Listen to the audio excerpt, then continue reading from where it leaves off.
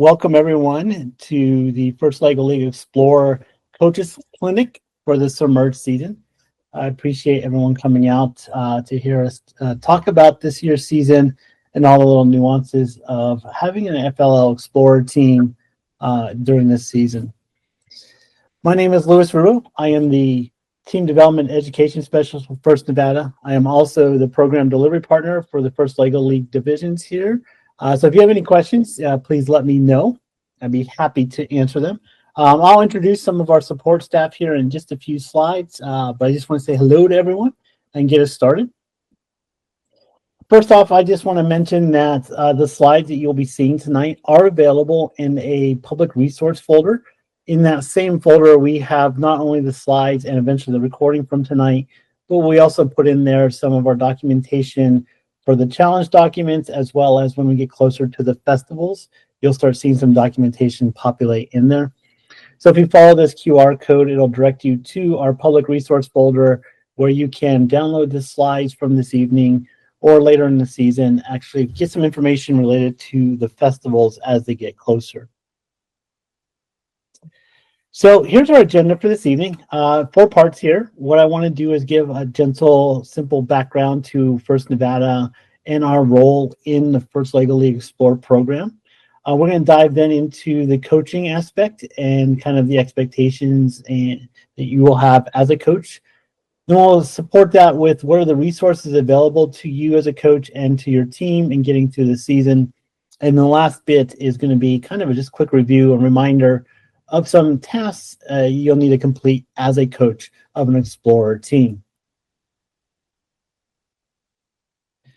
So to dive in, I do want to talk a little bit about First Nevada. We are a nonprofit organization. We're based mostly in Las Vegas, but we are also supporting Reno and as well as the Elko area. So we do cover the entire state. We're not only supporting the First LEGO League Explorer program, but we also support First LEGO League Challenge, First Tech Challenge, and First Robotics Competition. So if you have any questions or if you're interested in getting involved with any of the programs, please let us know. We'd be happy to help out. Our primary role and responsibility is to support our coaches, our teams, as well as hosting events and trainings for you. So tonight's clinic here is part of that process of us supporting you. We have an agreement with a separate FIRST organization you've probably heard of. FIRST, as we call them, just headquarters. They're the ones that develop the annual challenges and define kind of the delivery standards. And our agreement is then we take those and we then deliver the programs here locally. This can be a little confusing because we both go by FIRST. The major difference here is we have the word Nevada underneath our title. We do use a very similar logo. But this is also a reason you will need to go to a couple of different websites as the season progresses. If you're going to be looking at things like the game itself, what is Submerged and what will be a festival like, it kind of starts with the FIRST headquarters. And then if you're really interested in the specifics of what can you do or what kind of questions do you have that you need support with, what exactly is going to occur at the local festival, then you would come to us. In short, if you do have any general questions, always start with us. And if we are not the answer to it, we can definitely show you the right direction to get it. Later on in this talk, I'll talk a little bit more about another major division between FIRST and First Nevada when we start talking about the season fees and the registration process for your team. As I said, the main responsibility for First Nevada is to deliver the First LEGO League Explorer program here locally, which means we do host things like this Coaches Clinic tonight, as well as the Explorer Festivals later in the year. It does take an entire dive team to deliver this program. And so there I am on the left. Like I said earlier, my name is Louis Rubio. Supporting me as well is Carolyn Hansen, who's on here, and Joyce, who Jory unfortunately has to work evening shifts, so he can't quite make tonight's call. But if you're in Southern Nevada, you'll run into Jory and I at an event. If you're in Northern Nevada, you're sure to see Caroline at your festival up there. If you have any questions, again, you can reach out to any of us. We do work as a close group. So if you have any questions, you just email any one of us. We'll happily answer it. If we don't know the answer, we'll pass it along to find the right person for you to get that answer to you. The first major resource I want to point you to is the First Nevada's calendar of events. This is a dynamic calendar in that it hosts all of our events on there, and it has all the latest information in terms of whenever we have updated information about our events. If you go to the First Nevada calendar, which is linked to in that QR code you see on the screen, find your event. If you click on the title of the event, you'll get a pop-up window, and in that window has more detailed information. So for example, I show there tonight's coaches clinic, which shows the abstract, as well as viewers scroll down some other information. If you go farther into the calendar, you would find the festivals that we'll talk about later. And inside of their bubbles, you'll find things like a link to the registration for signing up for those festivals. This is the first major resource I want to share with everyone, because as we get more updated information about our events, this is the place to go to find out that information. So I keep mentioning these festivals. This year, we are going to host 4 festivals. There are going to be 2 in the south and 2 in the north. I'm calling them the fall festivals and the spring festivals, because the first 2 festivals will be at the end of the fall semester. On December 7th, we'll have an event in Reno, as well as down here in Las Vegas. And in the spring, we'll have a separate set of festivals on April 12th, both in Reno and Las Vegas. I'll talk later in tonight's clinic about how you sign up for those events, but I just want you to kind of think about those dates on your calendar and on your mind right now. I also put on here the World Championship, which is in Houston, Texas. Typically, First Lego League Explorer teams kind of have an open invitation to attend. I have not formally heard that that will be the case this year, but that has been the case for a number of years now. And so I just want to put those dates on there. So if your team might be interested in going to the World Championship, those are the dates you might want to put on your calendar. Last bit of major information coming from First Nevada is our primary source of communication with teams. So we use our MailChimp newsletters as a way to share information with our coaches. I'm aiming to have these newsletters go out at the first of every month between now and April. So you'll be seeing one about once a month coming your way. I have sent out 2 of them so far. I just sent out one at the beginning of this month, and I sent one out this weekend as just a reminder for today's Coaches Corner, Coaches Clinic, excuse me. The newsletters are our primary source of communication, so please make sure you're reading through them. This is where we'll share information about where to sign up for the festivals, the timing of them, and any support material that you might need or be interested in. As a coach, we automatically add you to our distribution list. So we go into the first registration system and we pull the contact information for our coaches, and we automatically add it to the list. If there are any parents or additional coaches that want to join our list, they're welcome to do so. They can go to the firstnevada.org website, and there at the bottom of the first page is a way to sign up for our newsletters as well. So I just want to make sure everyone's aware of that and that you are reading these newsletters, because they are our primary source of communication with teams. So with that, I'm going to just pause for a moment before we dive in the specifics related to this year's Submerged season.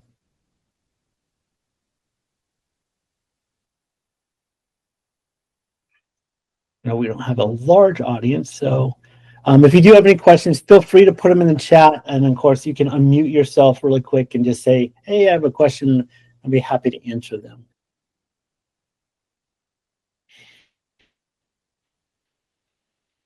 Alrighty then. I have a quick question. Yeah, absolutely. Well, I've been doing this for a while, and Okay. I was kind of shocked that they moved it to the first weekend in December. Usually it's last Saturday in January. Can you tell me, is that going forward? Is that going to be the status quo? Because our team's got a late start because I was anticipating the January date. Yeah, so a couple of things have kind of influenced that change. One is our first Lego League Challenge program. We did do a big shift in our program. We took our events and we moved them forward on the calendar. It used to be that we would have our first Lego League Challenge Championship at the end of end of January, and we would then have the Explorer Festival as part of that event. We moved our championship event into December. And so we no longer have a January First Lego League Challenge event to pair with. That was part of it. The other thing is a lot of our volunteers who help with the Explorer event also do First Lego League Challenge. So what we're actually doing this year is we're going to pair the Explorer Festival with the First Tech Challenge event. And we'll be doing that both in Reno and in Las Vegas.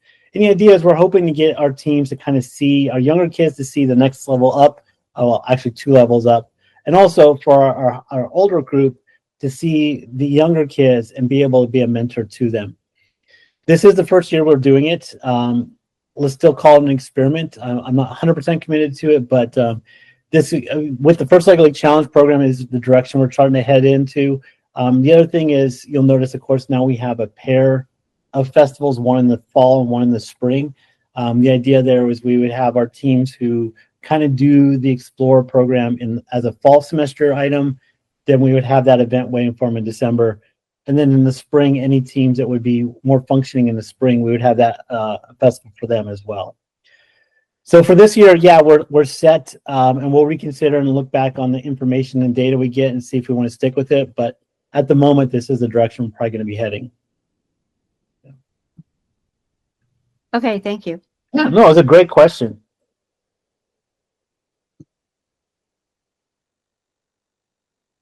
So let's talk a little bit about coaching a First Lego League Challenge team. Excuse me, challenge. I said explore. I got into the mode there.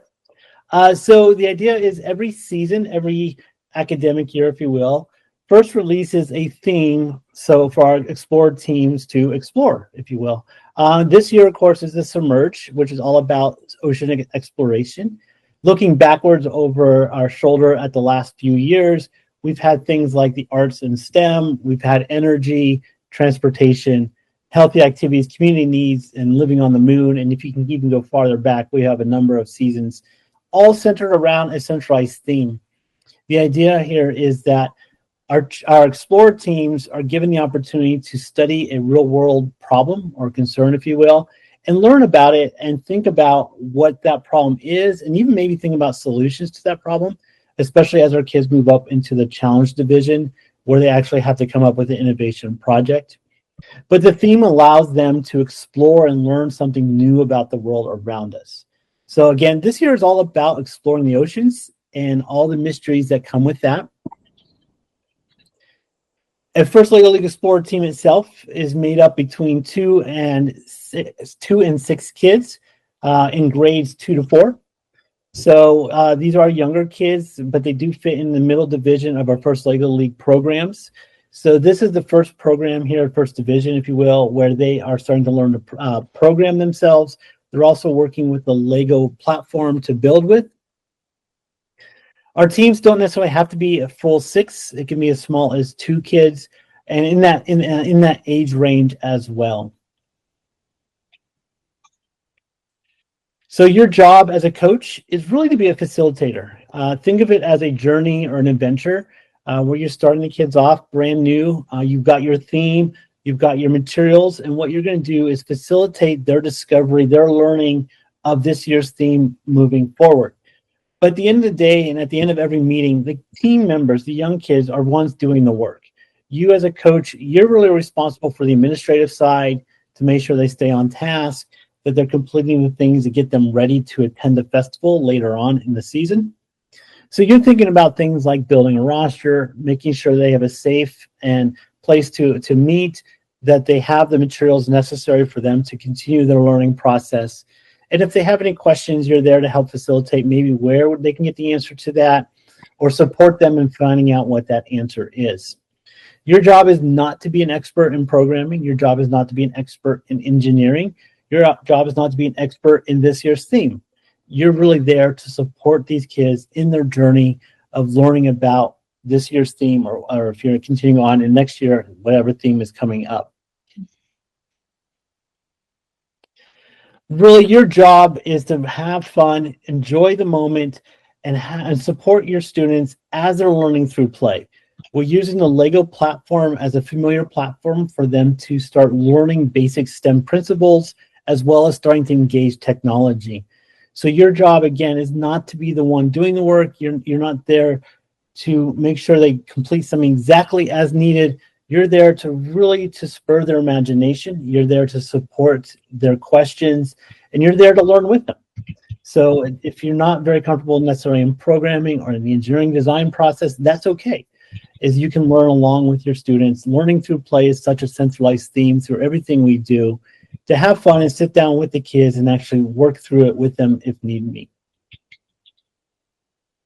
So in terms of equipment, what your needs are, well, when you do register a First LEGO Explorer team, what you receive is Explorer Set, which is a collection of Legos, some build instructions. There's also a mat that's related to this year's theme. You also receive a set of engineering notebooks and a team meeting guide. All of those are your core items that get you going through the season.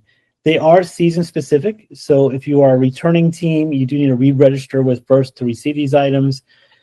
If you continue to plan on and you're thinking about budgeting for the future seasons, these are the items that you have to repeat by every year. In support of that, there's additional equipment that you need. The most important one is that LEGO Education Essentials Kit.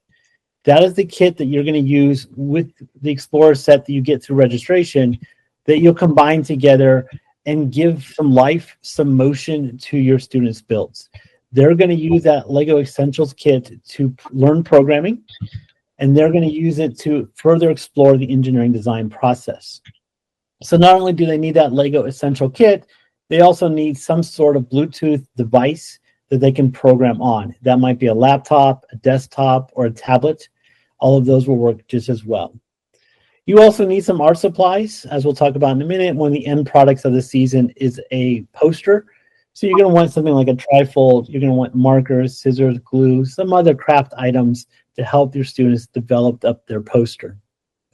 The items on the right, the LEGO Essentials and the programming device, those are renewable. So once you buy that Essentials kit and you have that programming device, you could use it year after year. Obviously, with the crafts, you probably have to rebuy those each year. So what is the journey like from beginning to end? Well, you start with your team at the very beginning, and they're going to start thinking about, well, what is this year's theme? And this year, of course, being exploration of the oceans. So they're going to start thinking about what exactly does that mean? And that's the very first step. One of the other things they start doing very early on is they start learning about what we call the first core values. And I'm going to dive into those a little bit more here in a future slide. But this is such an important thing early on because the core values are how we do everything we do in First. So not only do they early on learn about this year's theme, the Submerged theme, they then move on quickly to learn about the first core values. From there, they really start using the engineering design process to learn more and more about this year's theme. So they're going to explore, they're going to create, they're going to test, they're going to share, and they're going to complete this cycle over and over as many times as it seems appropriate for their exploration through this year's journey. Along the way, they're always going to be applying those first core values. As you get later into the season, your team is going to take those ideas that they've been developing, their learning of the ocean exploration, of applying the engineering design process, as we'll talk about later, learning the program. They're going to combine that all together, and they're going to use Legos to build a team model. That model is going to represent the things they've been learning about. It's going to represent their team identity. It's going to be something that they put a lot of pride into because it's going to reflect their journey through the season. Besides the Lego model, they're also going to design their team poster. And their team poster is really supposed to be sort of a journal, a diary, a way to share with others that journey from beginning of the season up until, as we'll talk about in a moment, the festival itself. So that coupling of the team model and the design poster, that's really the tangible deliverables that your team is aiming to build by the end of the season. And then, of course, we would love to celebrate. We would love to hear about what your team has accomplished, everything they've been doing. We want to share in that, and we do that at a celebratory festival at the end of the season. I've already touched on the fact that we'll have a pair of festivals, one in the fall and one in the spring. This is a great opportunity for all of our teams to come together, share with each other, share with our judges, all the things they've learned to show us their team models, to show us their team posters, so that we can all celebrate together their achievements in getting through the season.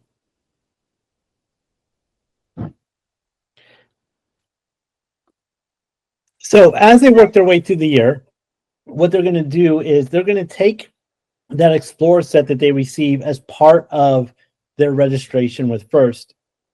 They're going to receive build instructions for certain models that help them start thinking about and learning about this year's theme.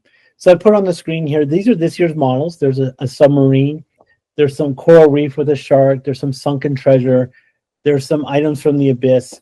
These are all things that spur their learning process. They're going to slowly build these items as they work through this season. So they get the opportunity to start working with the Lego product itself and using it to get their imagination thinking about this year's theme. All of this is done through a guide with the engineering notebook, something I'll discuss in more detail in a moment. But the idea here is they're going to be able to use Lego to really start thinking about what this year's theme's about, to start to think about why that mission model, if you will, represents the items that they're studying on the side as well, and to make that connection from the abstract ideas that they're learning about to the physical items they're holding in their hand. They're also going to take those Legos and they're going to go and they're going to use their tablet, their laptop, and they're going to start programming with it. So what we use here is we use the Spike app. It's a free download you get from Lego Education. I have a QR code there for you to grab that. They have an online version as well as a downloadable app for your computer or tablet. I do suggest you use the downloaded version. It has it's more robust, especially when we're working with the Bluetooth connectivity. But through this free app, the students are then going to be able to take their models that they build. They're going to take their Lego Essentials kits and they're going to be able to combine them and add motion. They're going to be able to use their sensors to further develop their mission and start thinking more about the uniqueness and the ideas that they can bring to the table as they start learning more about the submerged season. So, for example, this year, they're going to take a submarine. They're going to initially build that submarine. In a middle meeting session, they're going to start adding a motor to it. They're going to add a sensor to it. And then by the end of the year, they're going to adapt it to something creatively unique to their own team. But along the way, they're going to start programming. I put on the screen there a nice simple example of a program. It's a click and drag environment. So if the students are also learning about blocks or Scratch, it's really the same environment. It's just a proprietary version of it for the Spike platform. But really is a very intuitive learning of the programming process. So I start thinking about putting together a sequential series of blocks that then run something you can see visually for yourself.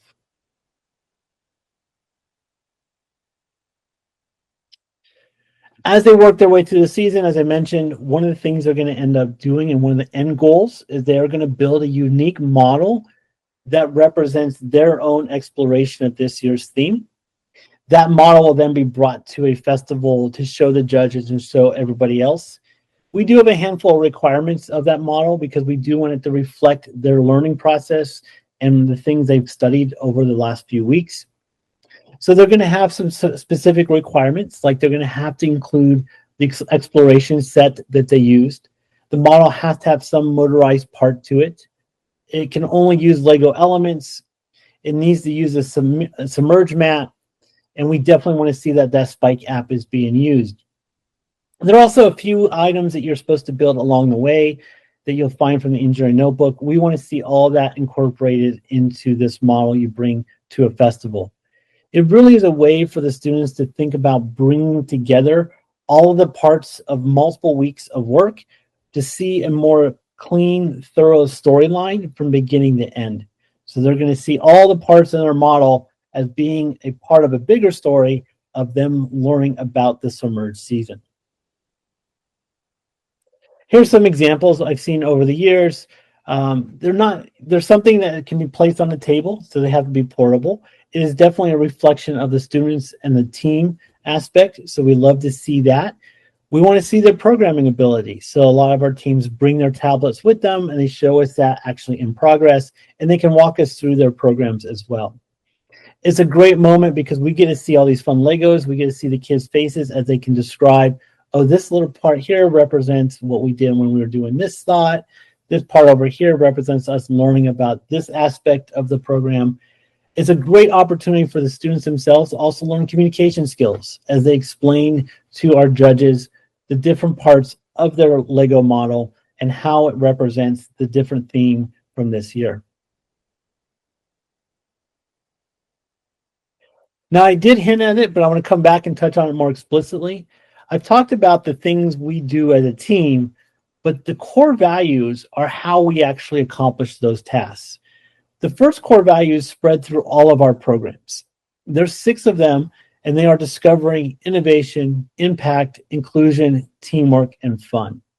As a coach, you really want to be working with your team members to instill these values in them and to remind them these are essential to how we accomplish the things we're working on. They're not what we do, it's the how we do it part of the first program.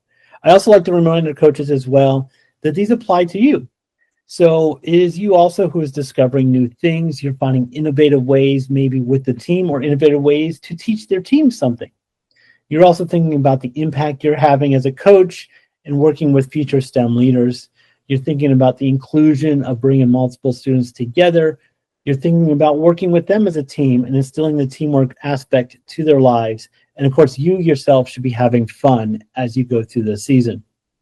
The core values are essential to what we do in FIRST, and it's something that you start working with your team members on at the very beginning, and you stop and reflect on them as you progress through the season.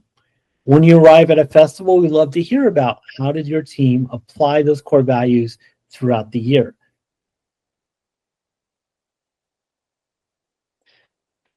The last thing you work on as a team is you put together a poster that brings all your story together. It's the thing that really shows us in both pictorial and written form your journey from beginning to end. So you have your Lego model sitting on the table, and behind it is your poster that we look at and we see, oh, your team did this and your team learned about that and your team had this challenge that they overcome. That's what your poster is about. It is a personalized story of your team's journey through the season. It's a great way for your team to also reflect on their accomplishments so they can stop back and say, wow, we really did learn something, or you know what, that was a challenging moment, but we overcame it. And to be able to tell that story to others is so important. As I said, that is a key feature of the things we're looking for at a festival is you'll have your model in the front, and then usually you have your poster behind it, and together they collectively tell the story of your team and their adventures from the beginning of the season up until that moment at the festival. It is really a piece of pride in our teams because it is such a unique one. Every poster is going to be different throughout the entire festival.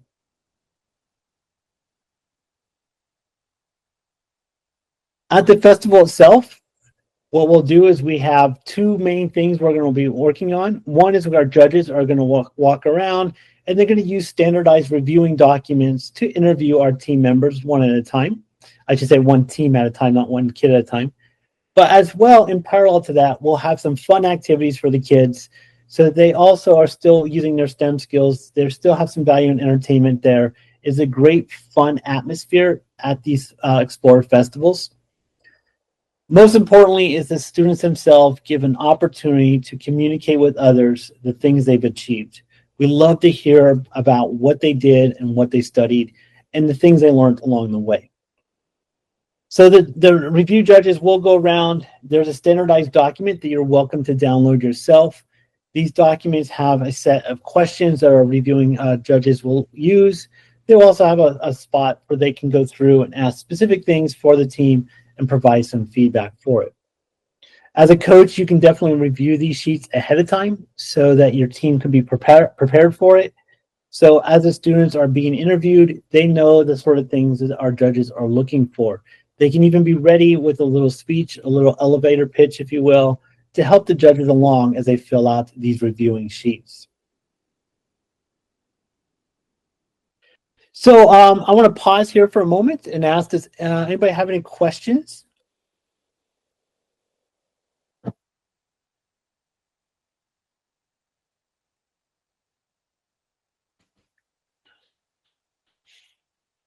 If not, what I'm going to do is I want to talk about some resources that are available to our teams to help them get through this season.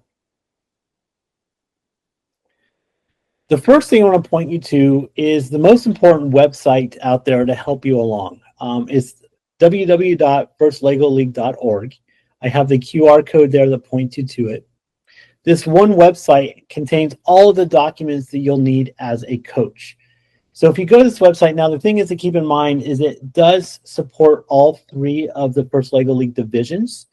And a lot of the website's parts by default point to the challenge division. So sometimes you have to just make sure to click on the explore part to see those things.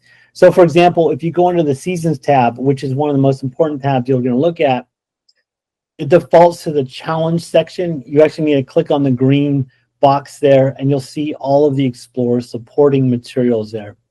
This is a quick screenshot. I do want to emphasize that there's a lot of information packed into this screen. That on the right there's a lot of collapsed menus. So when you click on them, it expands out and you'll find a lot of documentation to support your team. Things you'll find there are like the welcome letter. You'll find digital copies of the engineering notebook as well as the team meeting guide. You'll find the build instructions for your Explorer sets, although you also receive those with the set itself. You'll find some preliminary festival reviewing documents, as well as, I'm going to talk about in a moment, slide decks to support your meetings. There's also participation certificates. So if you're interested in giving your students a certificate at the end of the season, you can download those from this website as well. One of the most important supporting documents for your team is the engineering notebook. This is the item that you put in your students' hands. When you register a team, you receive 6 of these. You'll get 6 hard copies. Going to the website I just talked about, you can also get more digital copies if you like. On the digital version, there is both a normal version and there's also a fillable PDF version if you like to use that as well. The engineering notebook, really, if you want to think about it, is a diary, is a place for your students to collect their thoughts and to journal their way through the season. It also provides information about the things they might be doing at each of their meetings. So for example, I have up there 2 pages from the engineering notebook for session 2, the second meeting. And you'll see on the bottom part of the pages, there's space for your team to record their observations, their thoughts, their accomplishments from that meeting. At the top half of the page are some instructions to guide them through that meeting itself to think about what are the things your team should be working on. In this particular meeting, they would be building some of the mission models from the Explorer set. They'll also start learning about the different parts of the ocean. This is the item that ends up in our students' hands. As a coach, though, you have a parallel version of this called the team meeting guide. And I purposely use the same pages from the engineering notebook here because what you can see with the team meeting guide, this is really kind of the lesson plans, if you will, for the coach. This has other information that surrounds the engineering notebook itself. So the engineering notebook, again, is for the kids. The team meeting guide is for you as a coach. And what you see is there you have the inset part of the engineering notebook, and you have supplementary instructions for you as a coach that surround it. You get 1 hard copy of this with your registration. You also have access to a digital version, which I have there linked to in that QR code. This gives you some ideas about what you should be doing and presenting during your session. Now combine these 2 together in preparation for each of your meetings. As a coach, you should read through the team meeting guide. You should read through the engineering notebook for a couple of minutes ahead of time. Make sure you gather the materials that is referenced in the team meeting guide so that when the kids come together, they are fully prepared to get the most out of that meeting. But the team meeting guide really is your best friend because it is your step through, your walkthrough of the season, as it provides you instructions and kind of the goals for each of your meetings. It also will make sure you stay on pace to get through the season. Speaking of the pace, one of the things you're going to find early on in the team meeting guide is a suggested calendar of meetings. So the team meeting guide does take an assumption of 12 meetings. This is only a suggestion. You don't have to do it in only 12 meetings. Your team maybe do a little bit faster. It may take a little bit more, but this is a suggestion for the sequence of meetings you'll have from the beginning of the season to the end, and all of the little waypoints along the way of things your team should accomplish. Now, for me, the most important thing to take away from the team meeting guide is it really takes the season and it spreads it out, and it gives you the sort of things you need to think about at each step of the way as you progress from the very beginning through the middle and the end of the season. And you can see that in the team meeting guide as you start exploring in the early days this year's theme, also the first core values. In the middle part of the season, what you're starting to do is learn more programming and starting to shape what's unique about your team's own learning.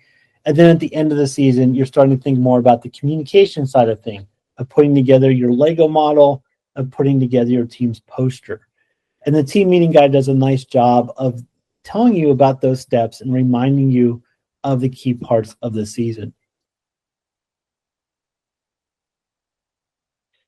One of the hidden gems there that a lot of coaches don't recognize is there for them to support them is if you do go to that website I shared with you earlier, there's a set of slides that support each of the meetings as outlined in the team meeting guide. So this is a great thing to project as your team is meeting. It's nice and colorful, has some great pictures, and it also puts into each meeting kind of a sequence of activities for your team to work on. These are perfectly aligned with the team meeting guide in the engineering notebook. So what the students are seeing in their engineering notebook, they see visually in the slides as well. And you can then don't have to put all this together. It's all ready for you as a turnkey thing that you can come into a meeting, have these slides being projected. You've got your team meeting guide in hand. The students have their engineering notebooks in hand. And together you're going to work through each of the lessons as you discover all these things together. You're having fun. You're working as a team. You're being innovative. You're applying your impact, and you're being inclusive as you work your way through it. So again, I'm going to just pause for a moment, ask if there's any questions about that material, and if you have any questions in general about things you need to do as a coach or get ready for this.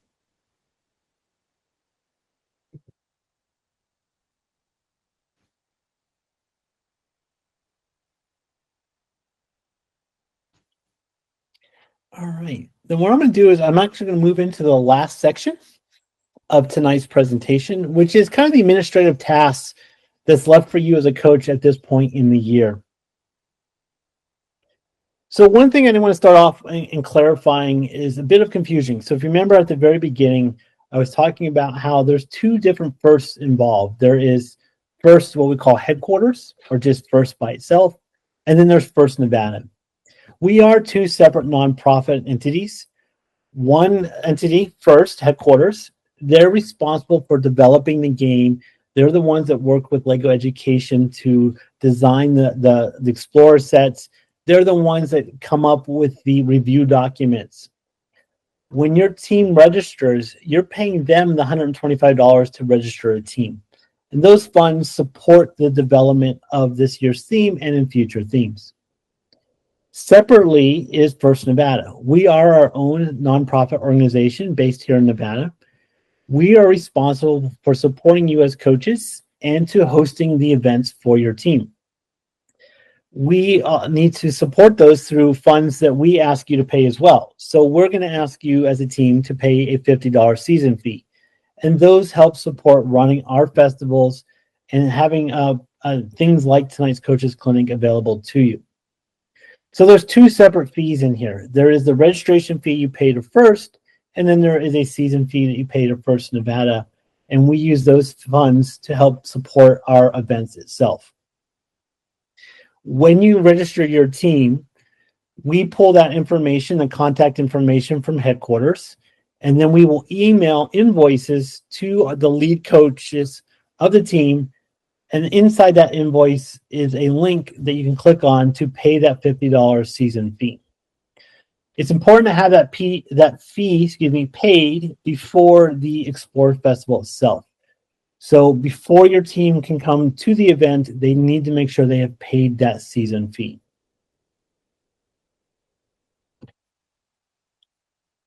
Here is a link to our festival registration form. It is live now. So when you have thought about when your team is going to be working through the season, I'd like you to come to this registration form, fill it out, and let us know which of the festivals your team would like to attend.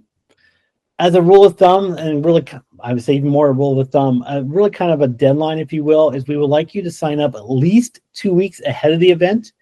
This should give us enough time to secure enough volunteers to make sure we have enough activities available for our teams as well. However, if you know for sure you're going to be doing the fall festival or the spring one, go ahead and sign up early. Let us know that so we have a better feel for how many are coming. But as an absolute deadline, that 2 week ahead of the festival is really when we want to hear about it. I'll continue to share out this link in our monthly newsletters. It is also available to you on the First Nevada calendar of events. If you go to the individual festivals listed on the calendar and you click on them, within that description, you'll find a link directly to the festivals as well. If they ever need to change, for example, you've signed up for the fall and your team is just not going to be ready, you would like to do the spring one instead, that's fine. Just send me a quick email and we can make that adjustment accordingly. It's very important to let us know that you are coming so that we can, one, check that you've paid your First Nevada season fee, and two, that we have the right materials and the volunteers ready to support your team when they get to the event. The last thing I want to talk about is making your team roster. First has a youth protection program in place to support our teams. As part of that program, every team needs to have 2 adults who have been screened, as well as every student has to have a consent and release on file. So to show us that that has been completed, when you arrive at a festival, we will ask you for a standardized team roster that you print off of your first dashboard. That standardized roster shows us the information about who are the coaches, that they have passed their YPP screening, and it has a list of the student members on the team, and we can see if they have their consent and release on file. So before you arrive at the festival, you need to put together your team roster. How you do that? Well, first off, there is a website within the First Inspires, I should say, there's a web page within the First Inspires website with information on how that is accomplished. On the left there is I have 2 links. One is to the general youth registration system, which is the picture I show on the right of that web page. In there are a bunch of information to help you build that roster. One of the most important things you'll want to get is the parent guide to how do they get their students on your team roster, which is linked to in that bottom QR code. This one web page here has all the answers to your questions about how you build your team roster. But to summarize it, one of the older ways to do it, and one of the ways you still can do it, is if you log into your first team dashboard, you will go under your team settings, and you will have the ability to invite your the parents of your team to the parents of your kids to your team to add their team. Whew, that's a tongue twister. You have the ability to invite the parents of your kids to the team to have the kids added to your team. The parents will then go off. They will complete the consent and release for their kids. Once that's completed in step 3, you as a coach can then accept them to the team. That's a lot of back and forth, and it is a little bit of a pain. So First has released what we now call the express enrollment. And the way this works is so much easier. What you do is you still go to your first team dashboard to start off with. And what you do is you go into a section about team contacts, and in there you can generate a QR code. And you can either email that QR code to the parents, or when they come to pick up their kids from practice, you can have them scan that QR code right there on their phone, and within a minute or 2, they can literally fill out the necessary paperwork for their kids, and it's automatically added to your roster. This system is so much cleaner and smoother that we do highly recommend that you use the express enrollment. Information on how to do that is also in my notes of the presentation slides, as well. If you go to that website I was just referencing, it walks you through this process as well. With that, I am done for the evening. I'm going to open the floor and let you ask questions. So please let me know what's on your mind, if anything is there, or any questions or concerns about this season.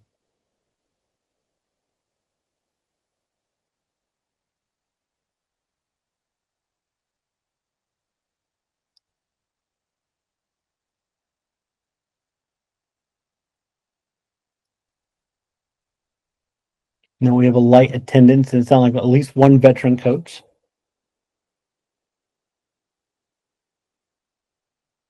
Out of curiosity, when are you? When are the coaches typically starting with their teams, start working with their teams?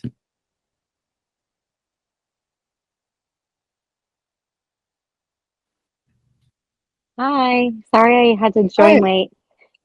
that's okay. We started pretty much when school started. So up here in Yeah, Reno, that's like the second week of August. Maybe we started the third week and we practice once a week for an hour and a half. perfect. So then you're planning on attending the fall festival. Then you'll probably be already. You're almost probably Yeah. ready for it already. Yeah. Yeah. We've already kind of come up with our ideas for the poster board and started putting things together. It's been really fun watching the kids do innovations on the submarine. Last year, we didn't have time to do that. We were still Mm-hmm. just trying to figure out like which way was up. Yep. and, Yep. and now we've been able to like let them explore the theme a bit more. And I think this theme is a lot more concrete for the kids. So it's a little bit easier, I Yes. think, for them to put it all together. Great. Yeah. Yeah. And for the bigger teams, one thing that's new to us this year that we're really liking is we got 2 kits for our team of 6. So instead of just having one spike essential kit, we have 2 spike essential Oh kits, and we've yes. got kind of dividing the team. One group is working through like the coding exercises and activities in the Spike Essential app, just the Mm-hmm. fun stuff, the carnival stuff and the camping stuff, all of those things, while the other kids are working on the robot for the year and the projects for the year. And then they Mm-hmm. kind of switch off from week to week. Oh, good, because then everyone gets involved with all aspects of it and really gets a chance to learn that coding part. Yeah. Oh, Last very year, good. that's what everybody wanted to do was code, and so we had to figure out another way. And we needed bigger teams this year too. And then we were really worried that we weren't going to have enough um, Yep. stuff for kids to do. But having the Mhm. 2 kits, if you've got the funding, is really helpful. Definitely, yeah. And as you probably saw, you can buy it in the storefront each year. So if you continue on, you could do it. It's a little bit subsidized. You get a little bit Yeah, reduced cost for it too. Yeah, and it is nice. It is renewable, so reusable. I should say. I think I said renewable or reusable through the seasons. Yeah, yeah. that's good. And then, of course, you get to use the Explorer sets as additional parts as you move forward. So you build up a library of excess Lego. We have been loving that. Although when I was sorting them this summer, I was Mhm. not loving it. Yeah, definitely. Yeah, yeah. Oh, very good. One of the challenges we have from our side of things is the first Lego Explorer program really has kind of a rolling registration, and teams can jump in at multiple points throughout the calendar year. And so it's really challenging that some do start with the academic year, some start after the first quarter is over, some start after the new year. And so one of the challenges we do is setting when to host these festivals. We had a coach ask earlier a question about, we did change our festivals this year, so it's not in January, and that does, throw a monkey wrench in things a little bit too as well. So it's one of the challenges we have, is figuring out when's kind of the sweet spot for our teams. Yeah, I kind of started my usual time, which is like middle of September usually. Mhm. But the challenge this year has been I changed the day from a Tuesday to a Thursday night after Uh-huh. school. And the Thursday has not been a good fit because I've had to cancel Ooh. 3 Thursdays. And there in October, 3 Thursdays will be canceled Oh because no. like the day before Nevada Day, Oh, administration told us we couldn't have practice. Then it's Halloween. And then there was at a big event at our school, our principal retired. So that was on a Thursday. So she had me cancel practice. okay. So, needless to say, we will probably be making the spring event, Okay. which I've never done before.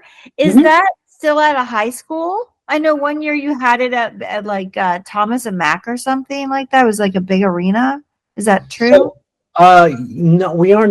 So I haven't set the Las Vegas one yet. I'm kicking around a couple of ideas. So the fall one will be at Cannon Junior High, which is one of our centralized schools.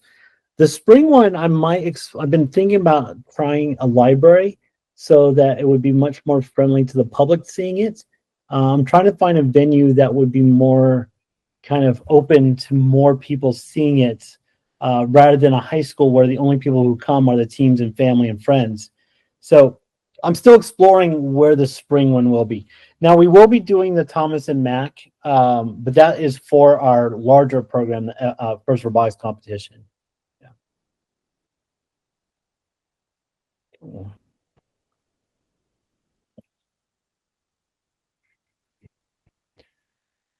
Well, very good. I want to say how much I appreciate coaches and everything you do, and dodging cancellations of various nights. That is always a challenge. So I appreciate all of you coaches and everything you do. So thank you so much.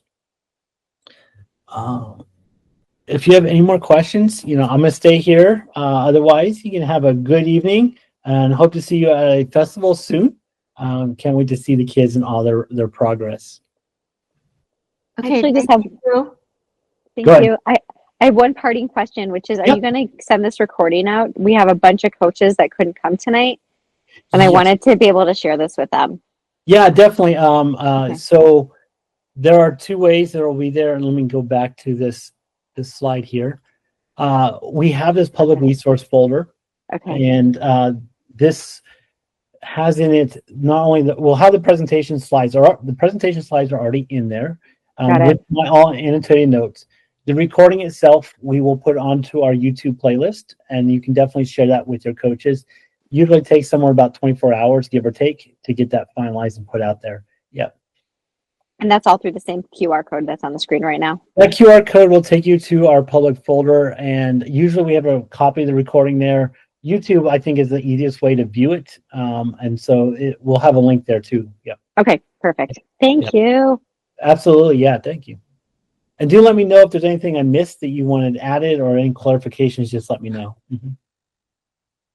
Cool. Well, again, thank you, everyone. There we go. Thank you, Scott. You put the YouTube playlist in there for us. There's a link to it. Yeah. Well, again, I appreciate everyone. I was trying to keep this at an hour, which we're just short of. So thank you, everyone. Have a good evening, and I will see everyone at a future festival. Appreciate it. Thank you.